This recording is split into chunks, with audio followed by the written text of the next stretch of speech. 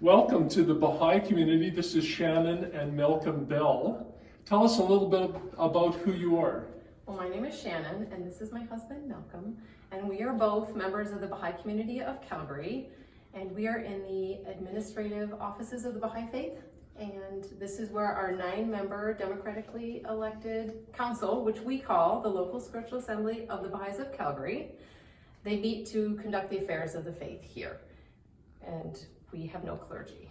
Okay, let's move in. So, how do you worship? If this is your administrative office, where do you worship? Well, the Calgary community doesn't have an official place of worship, but there are Baha'i communities in other areas that maybe have centers, Baha'i centers, but not having clergy, we can pray anytime, anywhere, so we can rent community halls. We're often meeting in each other's homes. We can meet outside, and we do have some formal houses of worship. They're continental houses of worship. We have some pictures on the wall here, and we chose these 3 because they were all designed by Canadian architects. This one is the North American Temple in Chicago, Illinois. This is the one in Santiago, Chile, which was completed in 2016. And this is the New Delhi, India Temple, which is also known as the Lotus Temple. In addition, we have local houses of worship, which are being built around the world. And in fact, Malcolm and I had the good fortune to visit the one in the island nation of Vanuatu in the South Pacific about a year ago. How often do you worship and pray? Well, Baha'u'llah, the prophet founder of the Baha'i faith, gave us revealed prayers. That means those are from him directly. So as they just have more potency than anything that we could come up with in our own words. So he gave us daily obligatory prayers, and we are encouraged to pray and reflect in the morning and in the evening. Is this a picture of your founder here?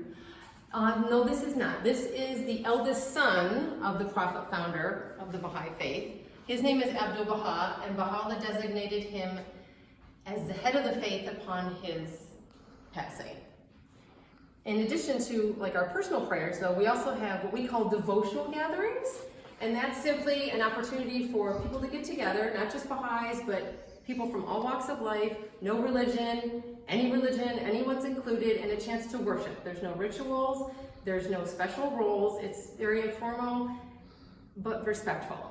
And this is part of a sort of a grander plan to build community, and we call those the core activities. So devotional gatherings is one piece in the core activities, and then we also have study circles. So at the most important part of the study circles that we have is something that we call a Ruhi Training Institute. So there's a collection of books that have been put together that teach various aspects of the faith, send us through different kinds of activities. They give us spiritual insights, sort of practical skills.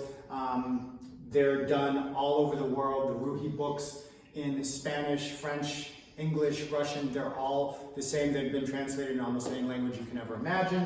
We also have a junior youth group. Every community has junior youth. Junior youth are considered anyone from 11 to 15 years of age. We try to encourage youth to become sort of an agents of positive change in the world.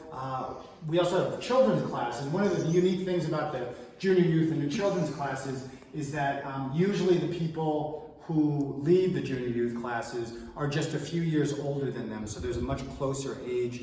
And we do the same thing with the children's classes. A lot of the children's classes are taught by some of the junior youth, so there's a much closer age sort of to be able to understand everything that's going on. And one of the really interesting things about the children's classes that we have is there's an emphasis on moral and spiritual education. Baha'i classes, children's classes all over the world, we have people who aren't Baha'is who specifically send their children to the youth classes, or I should say the children's classes, because they want their kids to have a moral education. And in fact, in Australia, this moral and spiritual education program is part of their official curriculum in their schools. This is a real interesting poster. Tell us a little bit about this. So this is the Unity and Diversity Quilt, and this was a project spearheaded by the Baha'is a number of years ago. They wanted to do something with the other faith communities to honor Unity and Diversity Week, which takes place in November. So this is the final result. And unity and diversity is very important in the faith, because without diversity we can't have unity, and to understand that unity shouldn't be confused with uniformity. And how would you describe the God you believe in relation to, say, what Christians believe or Jewish? Yeah, so the Baha'is have a concept that we believe in sort of unity of God, that we believe that the name of God that is used in different religions has limitations of language. So we believe that the God of Christianity is the same God of Islam, of the Baha'i faith, of Judaism.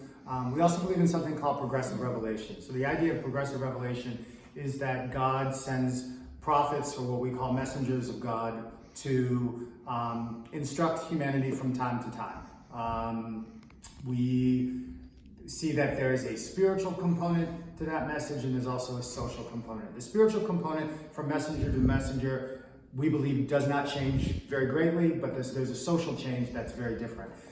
We believe that for the Baha'i faith, our social teachings, the things that are sort of unique to our faith, is the equality of men and women, and the idea that all mankind is created equal, and that there should be an elimination of racism. Very nice. How did the two of you get introduced to the Baha'i faith? Well, my story is my mom became a Baha'i and taught me. My mom has sort of an interesting story. My mom is white and lived in Indiana, Bloomington, Indiana, where the University of Indiana is. And as a 16-year-old, she took a college class and met a young black student there who happened to end up becoming my father. She went on a couple dates with him, and when her father, in this largely white sort of conservative community in 1967, found out that she had gone on a date with him, he threw her out of the house. She was bereft, she had no support, she had no family that she could turn to. She happened to be babysitting for a Baha'i family, and when they found out what happened, they took her in and she stayed with them for several months until she was able to get sort of on her own feet. Shannon, how did the two of you meet? How did you meet Malcolm? We actually met in a Baha'i youth group. And just the first time there was like a Baha'i youth conference going on, and a bunch of youth decided to spend the weekend studying the sacred writings and learning a bit more about that. And we were seated next to each other, and literally we just became instant friends, and we were 15, 16, little babies. How many Baha'is live in Calgary? There are about 800 Baha'is in Calgary, but across Canada, give or take 32,000, and giving the worldwide numbers at about 6 million Baha'is.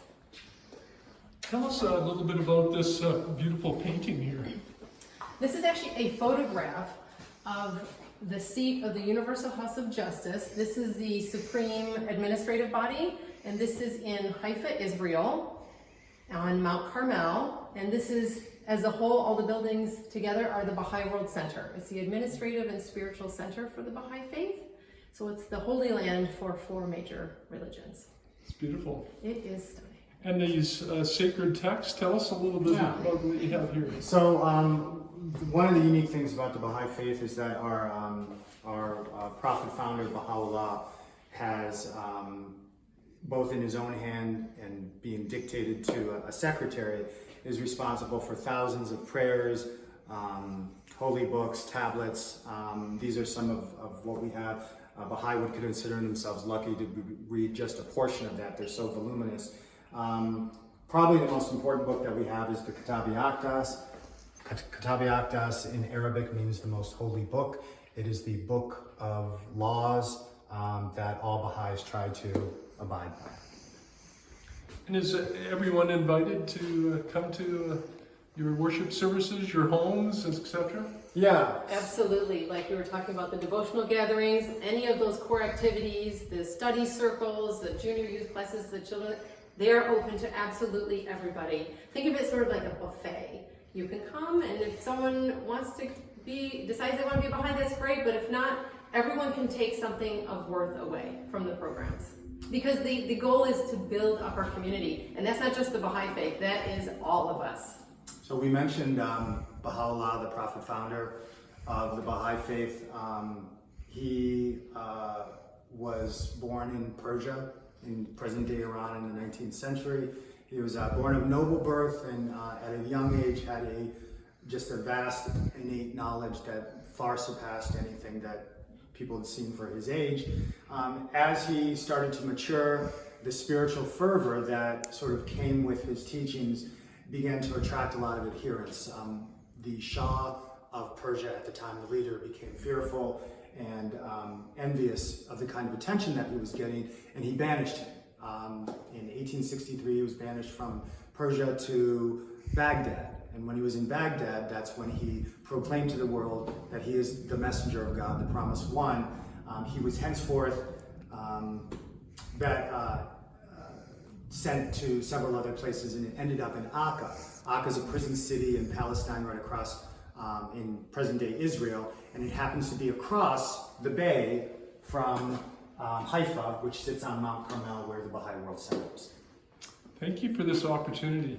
Really appreciate it. You're welcome. Thank you for coming. And thank you for the opportunity to share a little bit about the faith. And I just wanted to leave you with a small quote from Baha'u'llah. And he says that so powerful is the light of unity that it can illumine the whole earth. Beautiful. Thank you.